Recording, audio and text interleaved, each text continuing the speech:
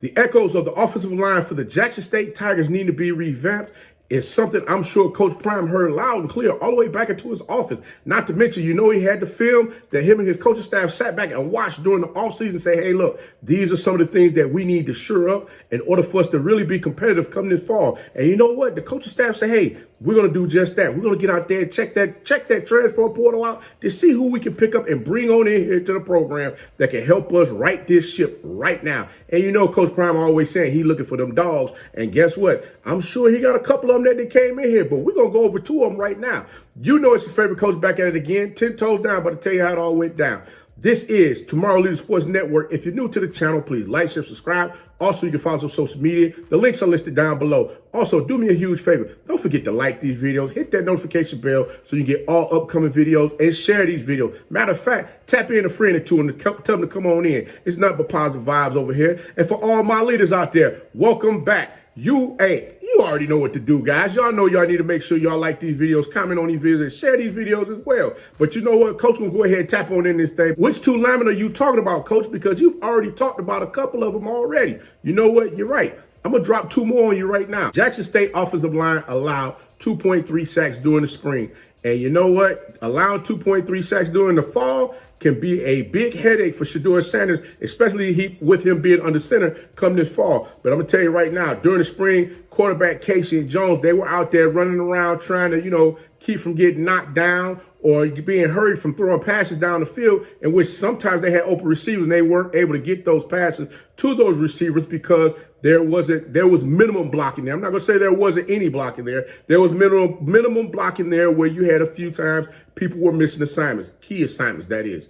But you know what? I'm going to tell you this right now. If that same type of play was to happen come this fall, Shedeur Sanders would have a hard time staying upright. And I don't think that's something that the coaching staff want to see happen. And that's why they got out there and made the necessary moves they need to make to get the necessary players they needed into their program that fits the culture, fits the type of style of play that they're looking to get after. You're going to have some projects here and there that you're going to have to work on to make sure that you build them up accordingly to make sure that they're able to do all of those necessary things that you need them to do to make sure you keep your quarterback safe, as well as open those holes up for your running backs to get out there and tote that tater down the field to keep moving those chains. But you know what? Coach Markson got him a couple of offensive linemen that can help remedy some of those offensive line woes that they had this spring right now. And the first young man that we're going to talk about is Dimitri Jordan, a three-star athlete. He's 6'5", 330-pound offensive lineman, originally from Tyler Junior College. He played 5 games in 2020 with SMU. Now, I want to throw this caveat. I want to throw this out here to you guys. Did you guys know that during the 2020 season, SMU was ranked 15th in scoring? Yeah, they was ranked 15th in scoring in the NCAA. That's correct, guys. Matter of fact, I'm going to drop that for you right here. According to the SMU offensive line coach, A.J. Rucker, he stated that Jordan has great upside, but he got to work on getting the weight off as well as getting himself into shape. Now, I can see that as a twofold, because looking at the way that SMU was scoring points this past season, yeah, it was a lot of up and down the field, throwing passes, the running backs running the ball, breaking big plays, and they're continuously being up-tempo, trying to continue to keep moving the ball up and down the field. I understand that. And a lot of times linemen, if they're not in shape in the manner, based on the style of offense that a team is looking to run, especially if they're running a tempo type offense, those linemen can become winded. And guess what? You have breakdowns on plays when it comes to the blocking assignments. And you know what? Your quarterback's getting hit more. Your running backs are getting stopped. And guess what? They're not scoring as many points as they were doing before. But I'm sure Jordan has taken that information that Coach Rucker has given about him needing to get that weight off, and about him having upside, and they wanted to see how well he can really move once he got the weight off. I mean, most of the linemen that we're seeing right now is roughly around the same height and weight that he is right now. So I don't know if it was more so based on them wanting him to tone up, have less body fat. Who knows? It's kind of like a open-ended statement that the coach left out there, having you wonder, like, maybe it was something, maybe it's something else going on that he didn't really want to, tap into. And I tried to get I tried to get more information on that to see exactly if there was something more, but really wasn't seeing it outside of the fact that they do have a bunch of younger offensive linemen that are in the that are on the team that are really getting after it, and they're making a lot of the older players step their game up as far as them, being out there on the field. Because you know what? The young Lions, when they're hungry, they want to come in, they want to eat. They're going to do what they need to do to get out there on the field to let the coaches know that they're here to eat. And like I tell you all the time, once you touch that field, you're doing everything you can not to come off. But you know what? We're gonna look at it like this. Jordan is now a Tiger. Jordan is now a JSU Tiger. I'm sure Coach Markson is going to get him ready for the upcoming fall. But this next young man, Kurt Ford, 6'5", 324 pound, offensive tackle from Navarro College. Now, this young man was actually playing guard. I was looking at some of his film, and they had him playing guard with very wide splits. So he was able to cover.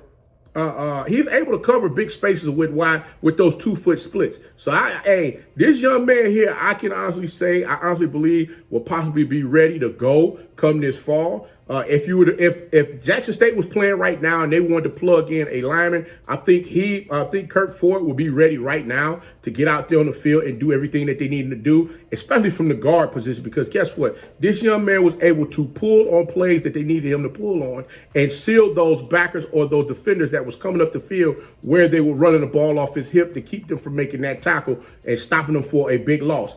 Not to mention, not only did they have him pulling, but he will also either chip the nose guard or chip the tackle going up to the second level to block that linebacker and sealing that linebacker off either to the left or to the right, or just driving him straight out the hole for that running back to run off his behind for big yards. He has great attributes already that's going to allow him to be that lineman that they're looking for to put in, like insert right now, like insert A right here. He's going to be that guy where they're going to go ahead and want to insert him into the game like immediately. Not to mention his pass protection was spot on as well. He's able to sink his hips and drop back in a manner which he needs to, shuffling his feet to keep the defenders off of the tackle, going ahead, giving that quarterback that wall so that quarterback was able to stand in the pocket tall and throw that ball without it being any problems.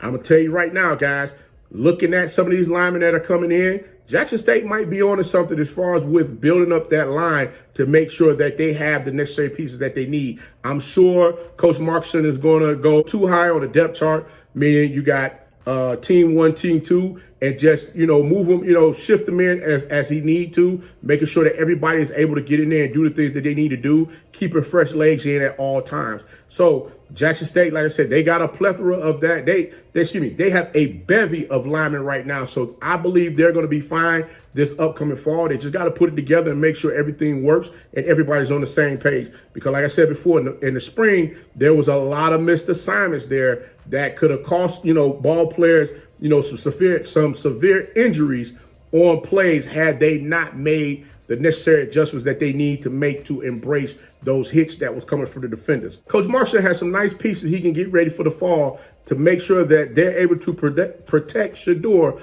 along with the other linemen that are already committed to the team. Coach Walker wishes Dimitri Jordan, Kurt Ford, and the Jackson State Tigers nothing but the best of luck this upcoming fall season and look forward to them doing some phenomenal things out there on the field. But until next time, if you like the content, please like, share, subscribe. Also, you can follow us on social media. The links are listed down below in the description. And remember, be the one and lead.